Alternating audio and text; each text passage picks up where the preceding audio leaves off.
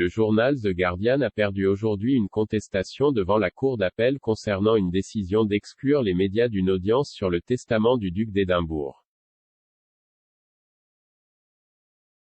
Les avocats du journal ont fait valoir que l'audience privée, convoquée pour décider que le testament du prince Philippe devait rester secret, constituait une grave ingérence dans le principe de justice ouverte. Mais dans une décision dès hier, Sir Geoffrey Vos et Dame Victoria Sharp, siégeant avec Lady Justice King, ont rejeté l'appel du journal, arguant qu'ils ne voyaient pas comment les médias auraient pu être alertés du fait que l'audience avait lieu sans risquer les médias. Tempête que l'on craignait, ils ont ajouté, l'audience s'est déroulée à un moment extrêmement sensible pour la souveraine et sa famille, et ses intérêts n'auraient pas été protégés s'il y avait eu des audiences prolongées rapportées dans la presse plutôt qu'une seule occasion à laquelle toutes les raisons de ce qui avait été décidé ont été publiées. Philippe, l'époux le plus ancien de Grande-Bretagne, est décédé à l'âge de 99 ans le 9 avril de l'année dernière, 2 mois avant qu'il n'ait eu 100 ans.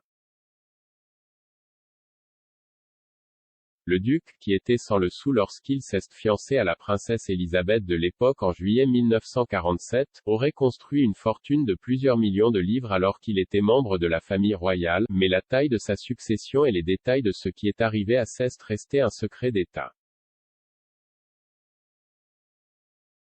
En juin 2021, Andrew McFarlane, président de la division de la famille de la Haute Cour, a tenu l'audience privée au cours de laquelle il a accepté que le testament de Philippe soit scellé et gardé secret pendant 90 ans. Son jugement, dans lequel il a déclaré que la publication du testament serait contraire à l'objectif de maintien de la dignité du souverain, a été rendu public 3 mois plus tard.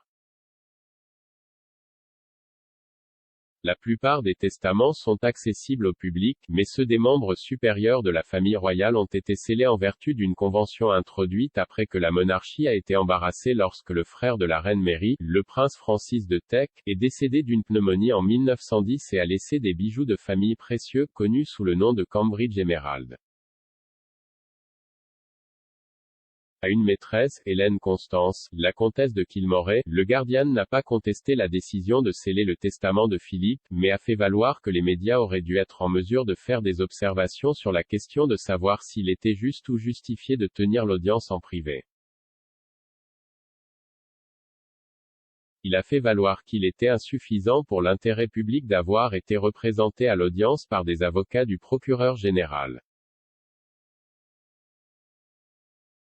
Mais les juges ont jugé qu'il ne s'agissait pas d'un cas où l'équité exigeait que les médias soient informés de l'audience ou invités à présenter des observations avant le jugement.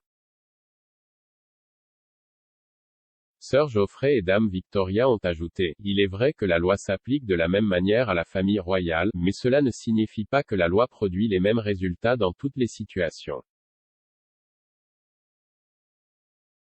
Ces circonstances sont, comme nous l'avons dit, exceptionnelles, nous ne sommes pas sûrs qu'il y ait un intérêt public spécifique à savoir comment les biens de la famille royale sont répartis.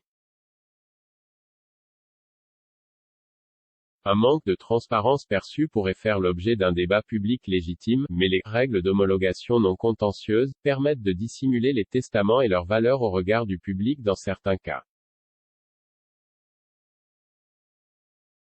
Le juge a correctement appliqué le test légal dans ce cas. Une juge, Lady King, tout en acceptant que l'appel soit rejeté, s'est inquiétée de savoir s'il aurait pu y avoir un mécanisme permettant aux médias d'assister. Pour ma part, je crois que j'aurais essayé de trouver une voie qui aurait permis aux médias d'être présents pour entendre et scruter le fond de la procédure, a-t-elle déclaré. Il est de convention que le testament d'un membre éminent de la famille royale soit scellé, suite à une demande adressée au président de la Chambre de la famille de la Haute Cour. Cela signifie que les testaments des membres supérieurs de la famille royale ne sont pas ouverts à l'inspection publique comme le serait normalement un testament.